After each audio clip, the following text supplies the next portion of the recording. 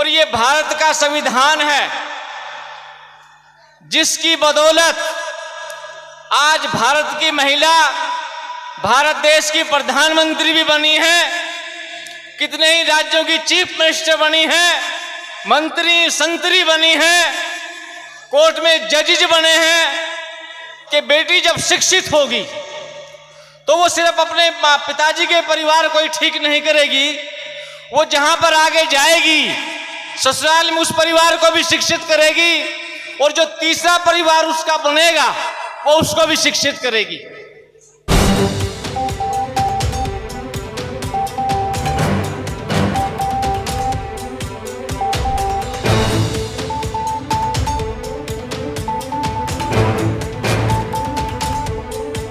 ये बाबा साहब का संविधान काम कर रहा है, ये उसकी बदौलत है।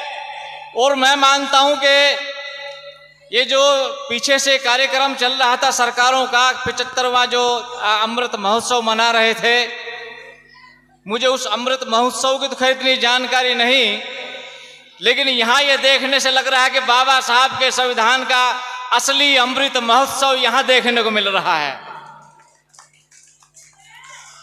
और सही मायने में अगर इस संविधान की एक सबसे बड़ी खूबी देखी जाए कि भारत के संविधान की अगर कोई पूछे कि सबसे बड़ी खूबी क्या है, तो वो सबसे बड़ी खूबी ये है कि भारत के अंदर जो आधी आबादी है भारत की महिलाएं, उनको भारत देश में कोई भी अधिकार कभी प्राप्त नहीं था। वो अपनी मर्जी से कुछ भी नहीं कर सकती थी, वो अपनी मर्जी से कहीं जा भी नहीं सकती थी, आ भी नहीं सकती थी। और ये भारत का संविधान है जिसकी बदौलत आज भारत की महिला भारत देश की प्रधानमंत्री भी बनी है, कितने ही राज्यों की चीफ मिनिस्टर बनी है, मंत्री संतरी बनी है, कोर्ट में जजेज बने हैं, है ना। और कितने ही डिपार्टमेंट में आज देख रहा हूं जो जहाज चलाने का भी काम महिलाएं कर रही हैं, पढ़ाने का भी काम महिलाएं कर रही हैं, पुरुषों को समझाने का कार्यक्रम भी आज महिलाएं कर रही हैं। ये भारत के संविधान की सबसे बड़ी खूबी है। तो मेरी आप सब लोग जितने भी यहां पर जो पुरुष लोग बैठे हैं और ये जो पीछे खड़े हैं, मेरी आप लोगों से रिक्वेस्ट है कि इन महिलाओं के नाम पे एक बार जोर से तालियां बजाई जाए। ये बाबा साहब ने कहा, बाबा साहब का कोट है, बाबा साहब ने कहा था कि भाई अगर आपके पास पैसे नहीं है और आपके 2 बच्चे हैं और आपको पढ़ाने हैं, तो अगर किसी एक को पढ़ाना पड़े तो किसको पढ़ाना चाहिए? तो बाबा साहब ने कहा था कि अगर 2 बच्चे, एक बेटा और बेटी है, तो बेटी को शिक्षित करो। बेटी को किस लिए शिक्षित करो कि बेटी जब शिक्षित होगी तो वो सिर्फ अपने पिताजी के परिवार को ही ठीक नहीं करेगी, वो जहां पर आगे जाएगी ससुराल में उस परिवार को भी शिक्षित करेगी और जो तीसरा परिवार उसका बनेगा वो उसको भी शिक्षित करेगी। इसलिए बेटी को पढ़ाना बहुत जरूरी है, उसको शिक्षित करना बहुत जरूरी है। जिनकी माताएं शिक्षित होती हैं उनके बच्चे भी शिक्षित होते हैं, जिनकी माताएं गुलाम होती हैं, अनपढ़ होती है, उनके बच्चे भी अनपढ़ और गुलाम होते हैं। अब ये डिसाइड यहां पर जो पुरुष लोग बैठे हैं भाई हमारे, ये उन लोगों ने करना है कि वो अपने बच्चों को आजाद देखना चाहते हैं या गुलाम देखना चाहते हैं। अगर गुलाम देखना चाहते हैं तो कुछ करने की जरूरत नहीं है, फिर जो सिस्टम में चल रहा है चलते रहने दो उसको। अगर आप आजाद देखना चाहते हो अपने बच्चों को, अगर आप चाहते हो कि अपने बच्चों को स्वाभिमान से जिंदा रहना चाहते हो, अगर आप चाहते हो कि हमारे माँ बाप का संविधान क्या बोलते सम्मान हो, तो अपने बच्चों को, अपनी बेटियों को शिक्षित करो, क्योंकि वो जब शिक्षित होगी तो आने वाली जनरेशन को शिक्षित करेगी। शिक्षित होंगे तो संविधान को जान पाएंगे।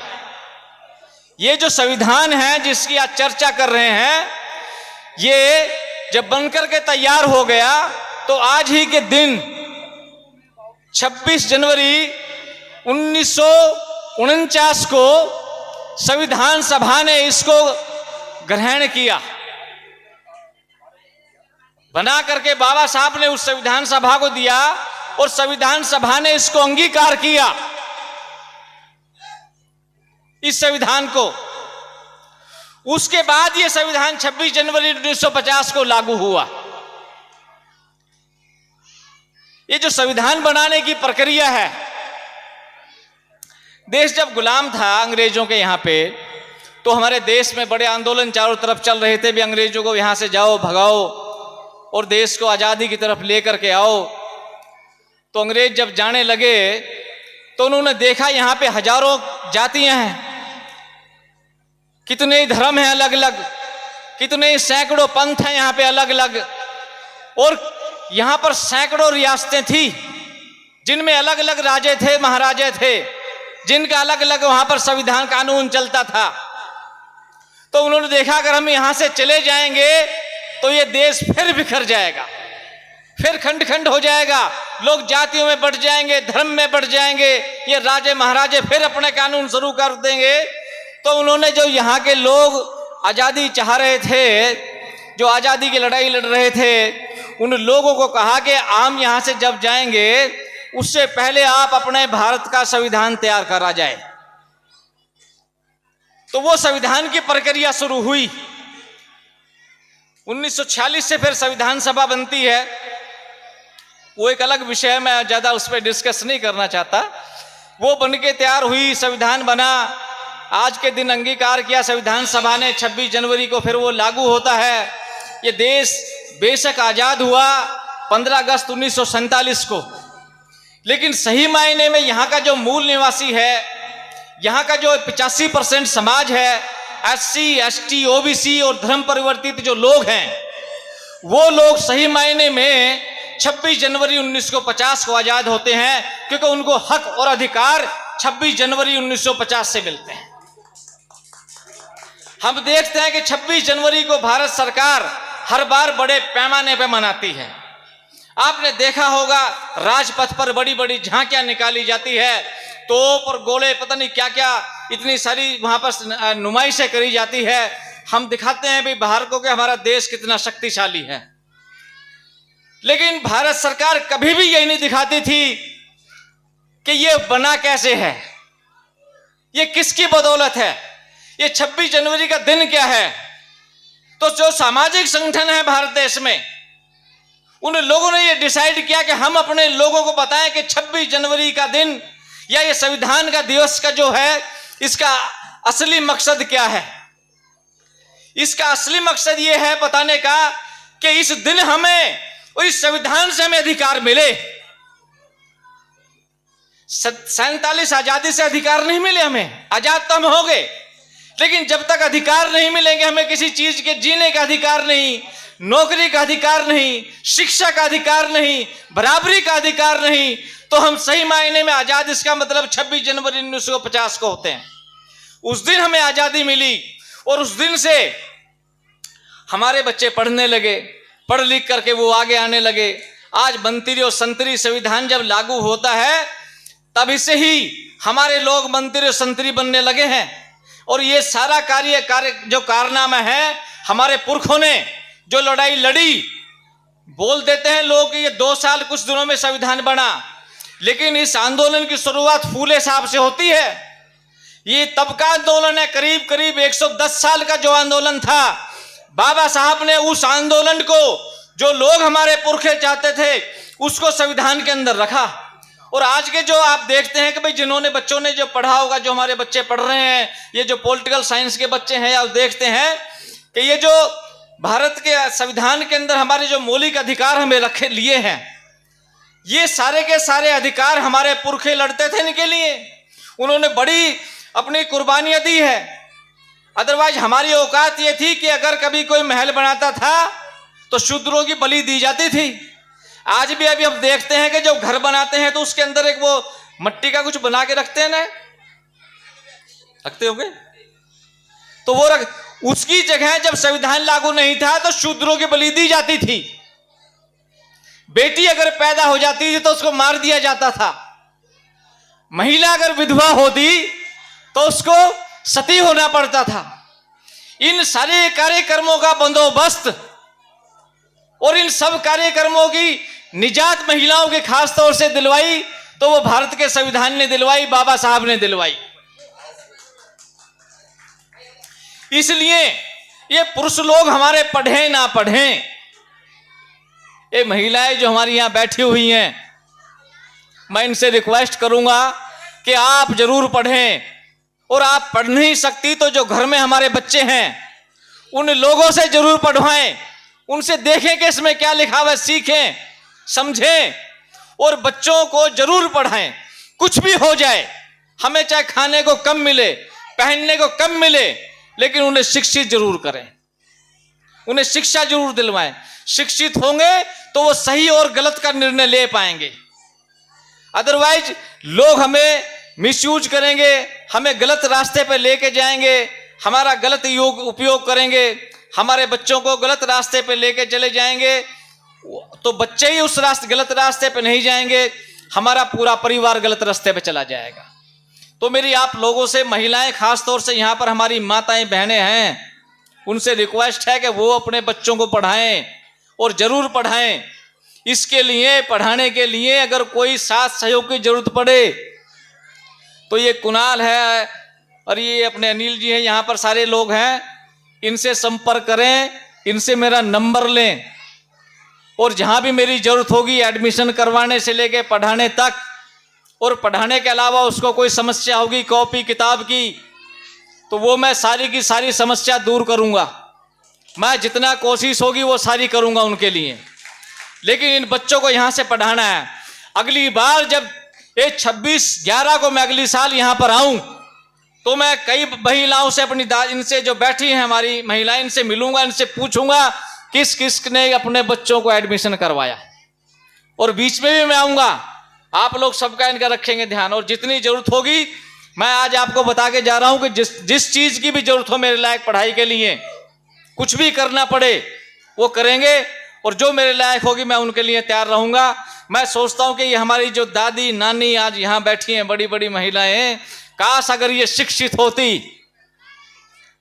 अगर ये शिक्षित होती तो हमारे बच्चे कहाँ पर होते, बहुत ऊपर चले जाते।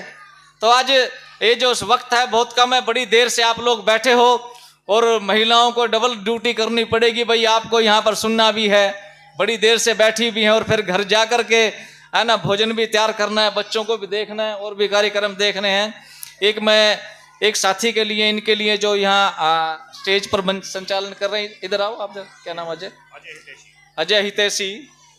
ये अभी इन्होंने मेरे को वहाँ भी बुलाया हुआ था, एक बहुत बड़ा कार्यक्रम मेरठ में इन लोगों का था, तो मैं इनके साथ था।